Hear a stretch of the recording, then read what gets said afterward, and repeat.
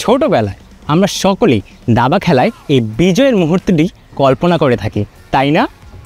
কিন্তু তোমরা কি জানো, দাবার প্রতিটি চালের পেছনে রয়েছে লক্ষ্য, পরিকল্পনা আর সৃজনশীলতার এক বিশাল জগৎ। দাবার মতো গণিত, কৌশল এবং সৃজনশীলতা চিন্তার বিষয়। এটি শুধুমাত্র সংখ্যা এবং সূত্র নয়, এটি পৃথিবীকে ভিন্নভাবে দেখার একটি উপায়।